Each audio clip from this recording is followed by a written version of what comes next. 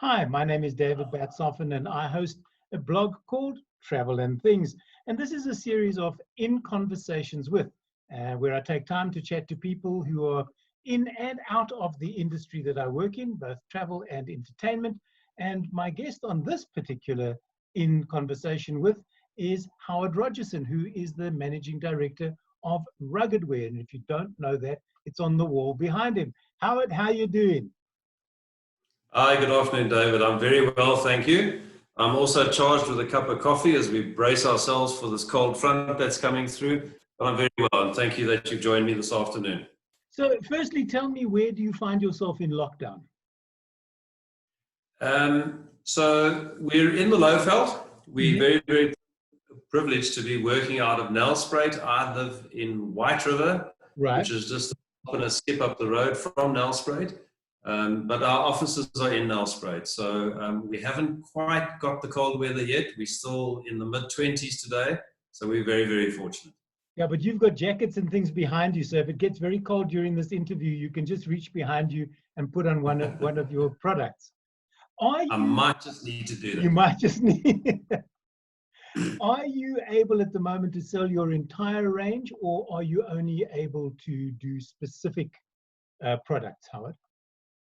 So, David, the waters have been fairly murky. The understanding is that we could sell about 95% of our range. Certainly at this time of the year, the winter range is quite popular, and we get in a lot of orders from our customers, from the safari industry, from our resellers. We are also receiving quite a lot through from our factory has been coming off the line. Right. So we're able to manufacture the winter range, we're able to sell, and certainly the rest of our range lends itself to be able to be worn in the summer and the winter. So there are a few items which we understand we can't sell, but generally the bulk of it will be. And based on last night's interaction with our president, I believe with level 3 we should be able to function almost as normal. So we're looking forward to that. But now you've also taken the bull by the horns, so to speak, and let's start with the current situation. You're now making masks, proudly South African masks. So, David, we did that, and it arose out of a need from our customers. They approached us, and because we got the manufacturing capacity, because we stock rich with fabrics. At any one point in time, we have several 100,000 meters of cloth available, and we had the expertise and the skills. And our reseller customers approached us during the lockdown period to say, please, can we manufacture for them? So we certainly embarked on that. We started on that, and we've sold many thousands of them over this time. And we've been doing them in the colors that we are known for. So all our safari colors, the earthy colors, we're doing those as well. And again, all these products, like the rest of our range, are manufactured in South Africa, by South Africans. Because I was talking with somebody who runs a trails company, and he was saying he doesn't know how he's going to be doing trails in a mask. So I said to him, well, it's very simple. What you do is you order camo masks with your branding on them, and then your guests get that as a takeaway. I think it's a great gift to go home with. So certainly those requests have come through. And it's amazing how innovative people are, and they're wanting to blend the masks together with their uniforms and all that sort of thing. So it certainly has been good. And I think people have tried to sort of see the fun side of it, and it's not, we've embraced the culture of wearing masks. And I think that's a good thing and a positive thing, which we need. Take us back through the history of Ruggedwear. How did it start? When did it start? David, we started in the late 1990s as a job creation program in the Lowveld. One of our founders realized that there was a big need for employment, particularly of women in the Lowveld. The Lowveld area and Mpumalanga in general employs a lot of men in the mining industry, the forestry industry, and certainly 20 years ago, there was a great need to employ women. And his feeling was that, or his vision at the time was to create an environment where as many women as possible could be employed. And the textile industry lends itself to that. The Lowveld, and particularly the Nelspruit area, is not known for being a heart or a hub of the textile industry. So the challenges were huge in those days. Huge amount of training had to go in, and for every 2 or 3 staff members who eventually acquired the skills, you were training 18 to 20 to 25 people before you could get people in the production lines and contributing towards it. So that started before 2000. The company then bought over a business that was based in Pietermaritzburg in KZN and brought that entire business up to the Lowveld. And it was at that point that we then moved towards supplying uniforms, clothing, protective clothing, that sort of thing, to the safari lodges, to the hospitality industry in Mpumalanga. And I think back in those early years, the focus was really Kruger and the areas around Kruger. Right. And years, the acceptance of our clothing range and how people enjoyed it and loved it, it gradually grew to the point where today we export 20 to 25% of our clothing up into Africa, a little bit into Europe and Australia, and into the United States as well. But it has certainly grown over that time. And it started out as a uniform solution. It's grown far bigger than that. So many of the resellers, we've got retailers out there who are stocking our range. And particularly in the agricultural sector, the people love the clothing, absolutely love it. Because as you say, it's not only the neutral earthy colors. I know that you've got checks and you've got plaids and all sorts of interesting outfits that you can wear as casual wear. You don't have to wear it only in the bush. So we're finding a lot of it being worn as casual outerwear.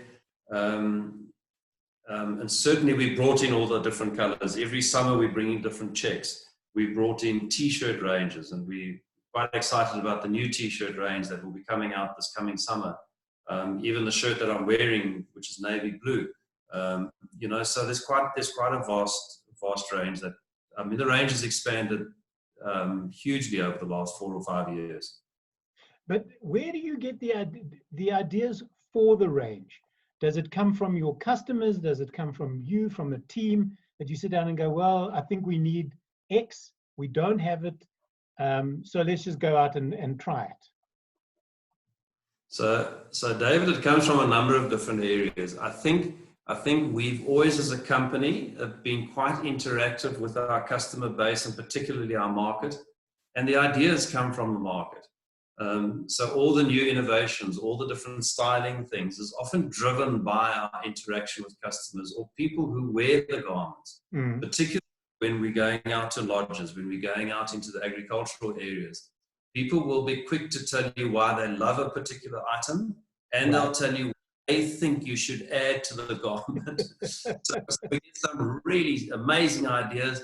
Not all of them does one eventually put into progress. Right. It does take quite a bit to change the styling on a garment. It's not a quick and easy thing, but we certainly get from that. We have people like yourselves who wear the clothing and are out there and out and about, and you'll come back with criticism for us, both positive, negative, constructive. And we always embrace that. So we try not to be a brand that imposes our desires on our marketplace. So we listen quite carefully to the marketplace. And can you kit somebody out from top to toe, literally? From hats to shoes and everything in between. David, we can do.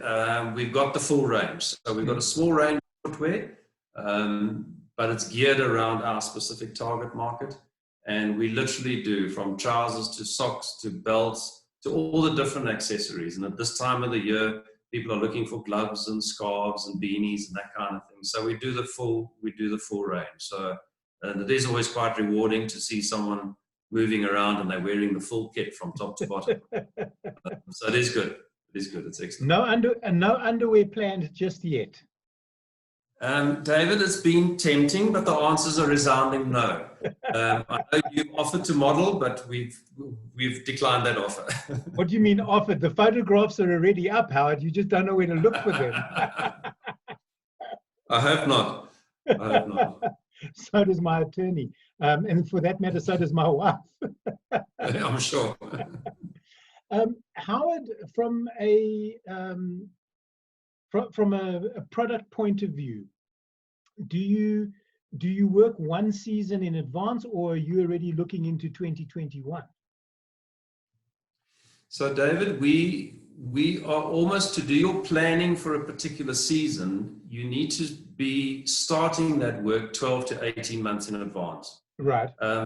And we're quite thorough with, before launching a style, because it costs, it can be expensive to launch a new particular style of garment, whether it's a shirt, a pair of trousers, a jacket. A lot of work goes into that to make sure that your sizing, that your fit, that your cut, that everything is 100% correct. So just to be able to do the initial patterns, to be able to do the size trials, to make sure that the large is genuinely a large and that it fits proportionally and all of that, that can take 6 to 12 months for us to be 100%. Oh, okay. We are happy with it. So, some of the products which we were going to be launching now in this winter, we would have started beginning of last year already. Okay, because so effort goes into it. Because if you get the style right, it's a great success. If you don't get it right, it can be a lot of money that is spent and wasted. Yeah, and then you've got to end up, I suppose, discounting it to when your large is in fact only a small, and your small is in fact a XXX, then you know that you've made a mistake somewhere along the line. Yeah, so our sizing we're normally quite comfortable with. We are a generous cut. We're built for the good South African man and woman. But are you built for post-lockdown sizes? That's what I want to know. Well, that's what we are finding. So pre-lockdown was a medium. Post-lockdown could be a large or an extra large, depending on. I have to say that although I normally live in your shorts on a daily basis, since the 27th of March, I've been wearing running shorts, which are elasticized. I have no idea if your shorts are going to fit me once I have to get back in the bush. So you may get a very plaintive, can you courier shorts to me now? I have to leave tomorrow. So we've got shorts with elasticated waist, David, and you've thrown a big enough in, so we'll pack them and send them tomorrow for you. But now it's not only clothing that you do. You do a range of bathroom. You do towels and face cloths and stuff like that.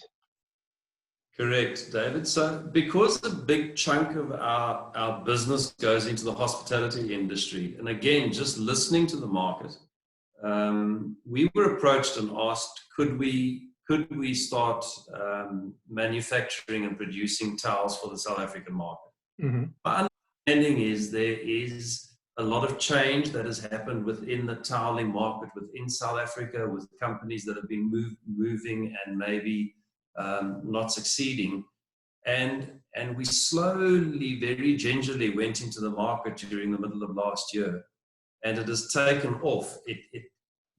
It was way above our expectations. So, and what we have done is we brought out a really great quality towel. Like the rest of our range, we're really not prepared to do the sort of entry-level product. Same as our fabrics. We put a lot of time and effort and expense into our fabrics that we bring in. And the toweling range is a really, really great quality range. It's been accepted and endorsed by some of the big hotel groups in South Africa. It's going in with huge success into all the different safari lodges up in the Sabi Sands and in Kruger. And their washing environments in that part of the world are unbelievably tough. Yeah. So the water's not all of that. Now, towels have come out with excellent reviews. So for us, it's been quite exciting. Initially, it took off far faster than what we expected, but we're doing in all the correct colors, in the correct weights, in snag resistant, all those things. Because in the hospitality industry, they're hard on towels. Yeah. And some of the guests can be hard on their towels as well. So it needs to perform.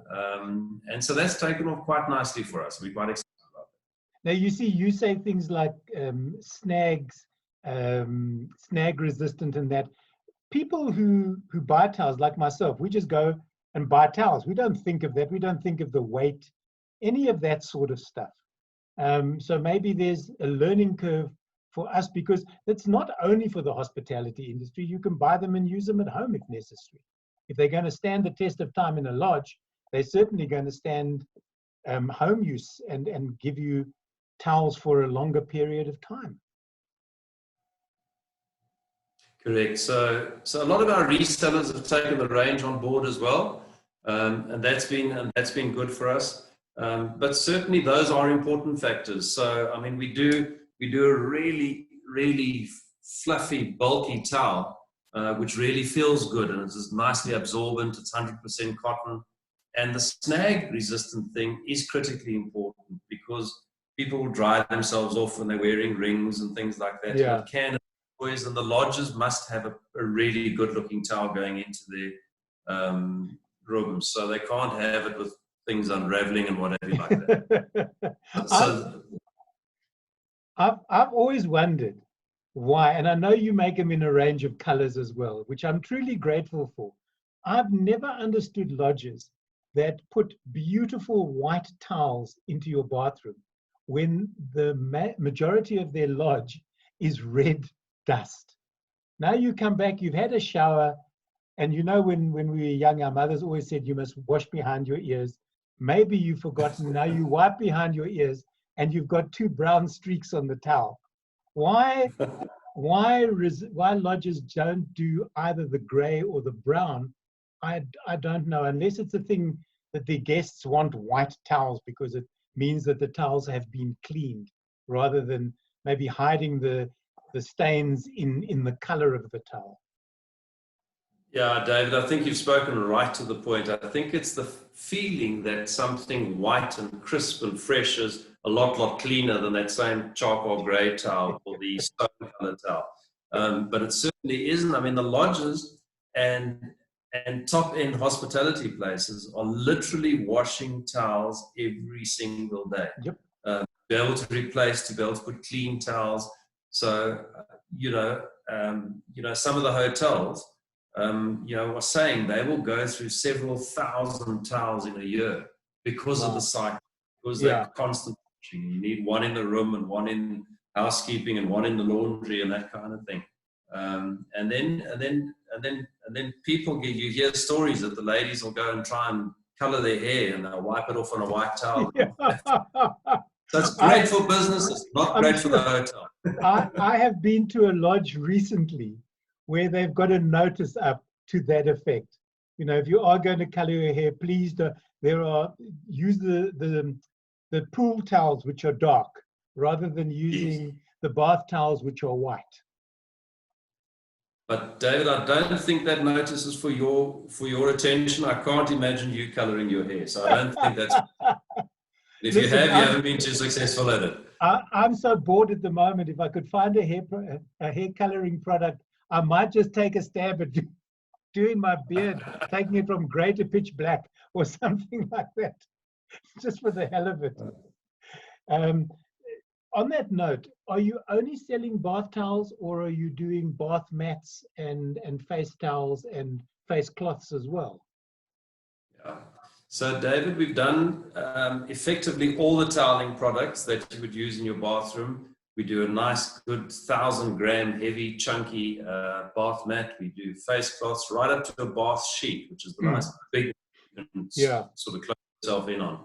So we're doing all of that. And what is exciting is we're going to be launching, more than likely at the end of the year, a whole range of linen as well. So all the and duvet covers and all of that. So it'll be the full offering going out to the hospitality industry. I think that's stunning, and I'm so glad that you're talking about that, because I seem to believe, or I think that lodges are realizing that polycotton sheets are not what you want to be sleeping on. You want to be sleeping on proper linen, that when you get into that bed, you don't want to get out. You know, you do the whole thing with you put a camera on the game drive vehicle, and they could feed it back to your laptop while you luxuriate in your 800 thread cotton sheets. Yeah, so the thread count is critically important. I think the fact that it's 100% cotton is critically important. And just our textile mills who manufacture all of our fabrics, the bulk of which are 100% cotton, have been geared to do this, and they've been manufacturing linen. So for us, it has been the logical next step in the Yes. progression. We're able to then service those lodges correctly and offer them the full range. The reason that I asked you about a bath mat is a friend of mine who lives down in the Eastern Cape posted yesterday. He went off to a local shop down there and he wanted to buy a bath mat, but they're on the non-essential list. So he was unable to, he could buy towels, but you can't buy a bath mat. I mean, some of the stuff beggars description as to who came up with why you put the hazard tape over a particular product, but I don't see where a bath towel comes in. Because I mean, you can take your bath mat. You can take your towel and put it on the floor if you're really desperate, I suppose. So I think, David, when the cold front hits Johannesburg, bath mats will become an essential item. Stepping out of the shower onto ice cold tiles. Oh, so yeah, some retail places are selling the full range, bath mats, towels, everything. Others aren't. So I think there's a lot of confusion. I think we're all just trying to comply and we're trying to toe the line, but it does become quite confusing. Can we go back to your clothing range, Howard, if you don't mind, and chat about waterproof clothing? If you manufacture, and what people need to look for when they're buying kit for the bush. So, I mean, we offer quite a full range, quite an extensive range. And I mean, the man in the street or the man and woman going on that bush hike need to be very, very aware of the terminology used. So you can get waterproof products. You also get water-resistant products. Okay. And are better suited to different applications. We ourselves don't do the sort of industrial strength rain suits. That's not our market. We haven't been asked for that. But certainly we do the water-resistant ponchos and whatever. Yeah. Now, for people going out into the bush, that's quite practical because that can go backpack, it goes over everything, and it gives you a lot more freedom of movement. Often where one is wearing 100% waterproof rain suit, as it were, you're often just as wet from purely the sort of perspiration inside the rain outside. Because it doesn't breathe. What one is doing and what sort of activity you're involved in. Yeah. So yes, we can do that. It is part of our uniform solutions. We get rain suits. We can supply them, but certainly from our own manufacturing point of view, we do the water-resistant ponchos. We've got some jackets that are water-resistant as well. If you're going to be hiking through a monsoon, you're going to get wet. But for late afternoon shower and whatever, it works fine. I have to say that people who buy your rugged wear ponchos, just be aware there are two types of ponchos that Howard's company sells. One is a lined poncho, and the other one is an unlined poncho.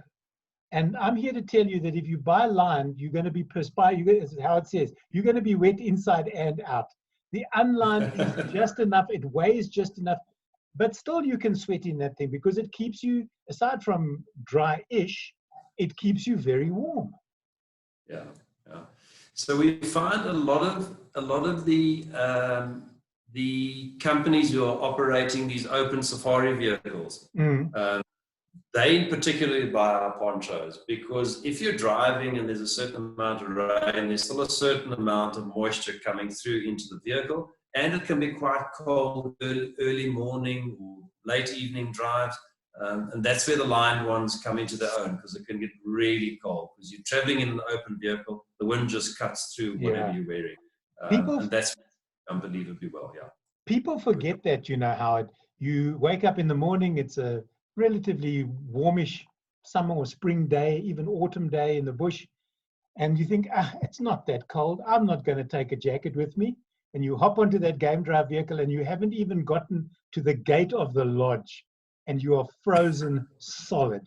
Because as you say, the wind chill in the early mornings is spectacular.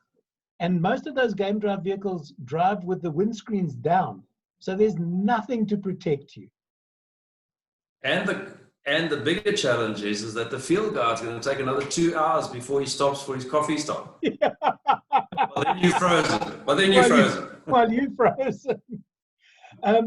So getting back to what they should look to take into the bush with them, what would you suggest? Somebody's now they're going to spend, let's say, a week in the Kruger Park. They're first-time Kruger Park visitors. They arrive at your rugged wear factory shop in Nelspruit because they're on the way to Kruger, and they stand and they go, ooh, ah, what should we buy? And if you mention two-tone shirts anywhere in the next description, Howard, I'm going to hit stop, all right? So, David, the reality is two-tone shirts are a part of life in South Africa, and we do make them. But I certainly wouldn't recommend anyone going into Kruger wearing those. We always say to the guys, particularly as someone who is going in to enjoy the experience, you want really lightweight garments. If you're going on a bushwalk, if you're going to just be in that environment and want to feel part of it, we have a lovely range of lightweight, 100% cotton garments. The long sleeve shirts can be rolled up, they're tabs to be able to hold the sleeves up. And there's really functional trousers and shorts that make one feel comfortable. Whether one's walking through the bush, whether one's just experiencing it in your own car, or whether you're traveling on open safari vehicles, there's a great range of product. We have a number of different weights of fabric as well. And I don't want to get into the technicalities of it, but certainly for the general person, the lighter weight fabrics wear well, they're comfortable to wear. Being 100% cotton, they're breathable. And they're certainly really, really nice to wear. If one is in a working environment, and we do a range of clothing specifically for field guards, for game rangers, for people who are hard working in the bush or in an agricultural sector as well, which is a slightly heavier weight. And we often find people specifically ask for that heavier weight garment because it's that much more durable, it lasts long, and certainly won't snag when you're walking through the bush and all that kind of thing. But certainly I've done several bushwalks. The most recent one I did was about 2 years ago in the Umfolozi, and I was wearing all of our 100% cotton garments in a lightweight fabric, and they worked unbelievably well for us.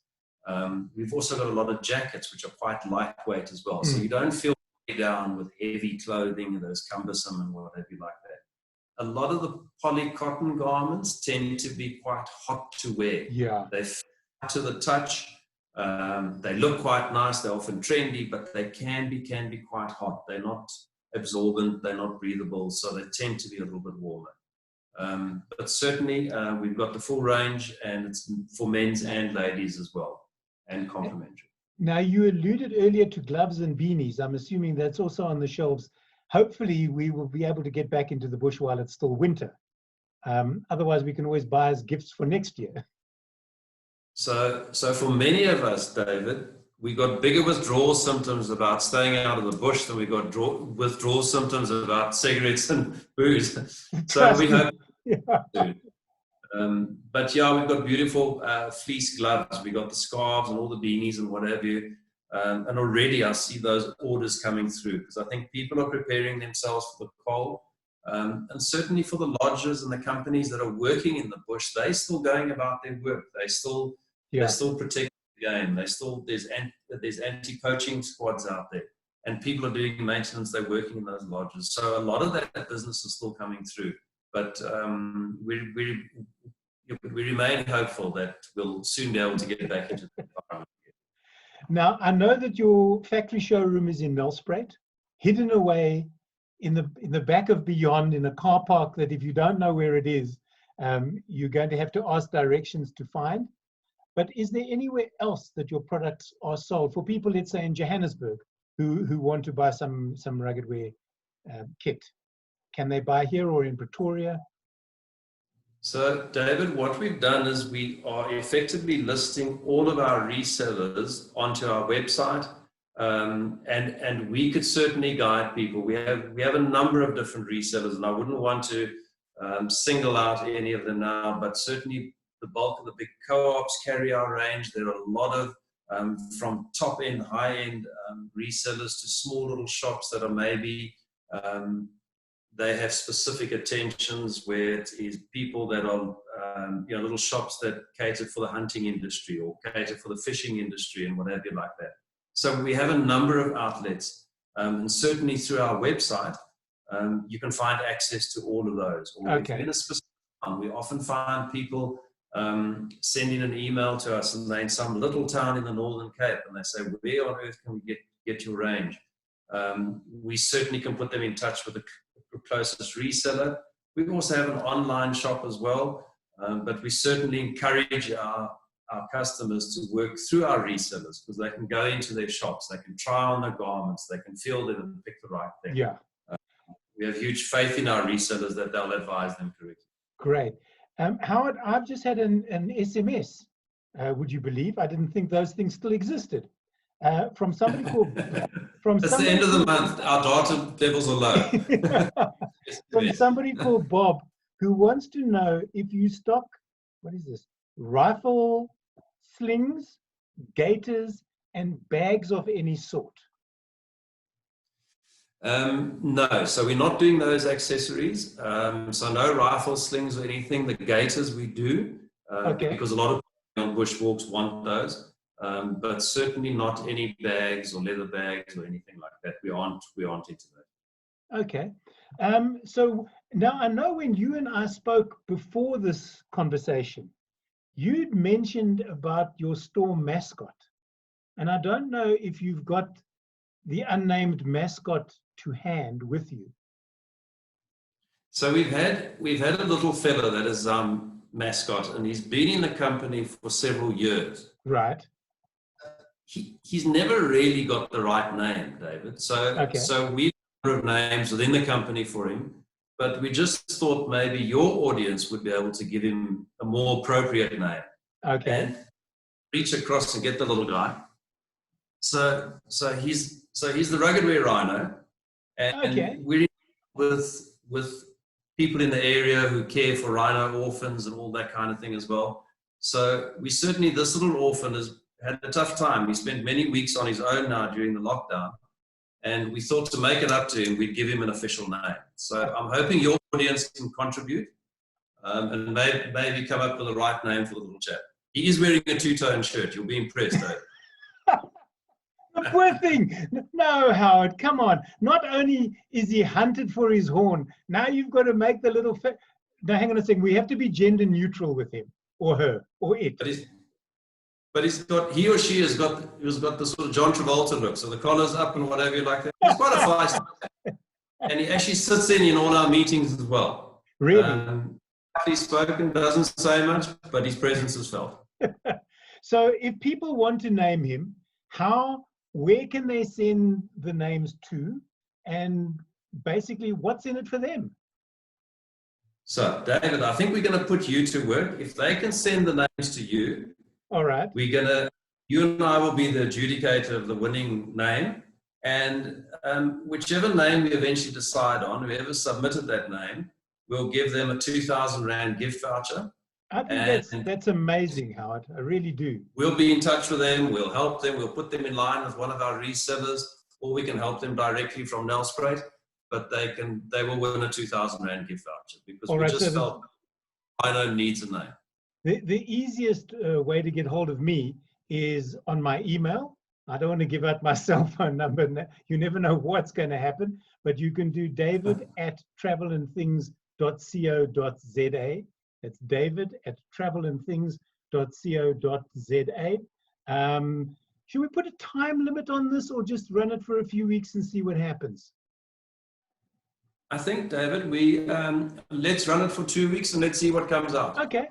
Great stuff. So if you have a name and it can be gender non-specific, we're not going to hold you to that. This poor rhino can be anything you like, but you can't call it two-tone. I'm telling you now, two-tone does not work. Neither does horny. Okay, that's not going to fly. But if you come up with a name, and thanks to Howard at Rugged Wear, put yourself in line to win 2,000 rands worth of Rugged Wear products. All you do is you email me, that's david@travelandthings.co.za, and the winner walks away with all that product, and they will be ready for their next bush adventure, whenever that might be. I can see behind you, Howard, we can just, depending where your head is, we can see the beginning or the second part of your website, which is ruggedwear.co.za. You've got your www.ruggedwear.co.za, and you've got an online catalog that people can look at. Correct. So everything is there. Everything is that they may want or need to find out about your product range, what you have, what you haven't got, is all there. So it's just a case of logging on and sending off your orders, basically. And then even if they are not sure, need assistance, there is an opportunity to be in touch with any of our internal sales team, and they will certainly be in touch with them within 24 hours to be able to assist as well. That's great stuff. Howard, once again, thank you very much for your kind offer. People, the unnamed rhino needs a name. You could do with 2,000, given the current situation and the fact that so many people are struggling, 2,000 rands worth of Rugged Wear kit is really well worthwhile. So once again, the name, that's all we need, is just a name. Obviously your contact details on an email to david@travelandthings.co.za. Howard, it's been a pleasure chatting with you. I know it's been a long time setting this one up, much like the first time we spoke on radio and you ran from me. You hid for a while, but hey, with Zoom you can run, but you can't hide. This is true, but it's always a pleasure chatting to you, David. So thank you for your time as well, and thank you for including me. Great stuff. That was Howard Rogerson, who's the managing direction. He is the managing the direction that Rugged Wear is taking currently, both during and post lockdown. This has been In Conversation with, I'm David Batsoff.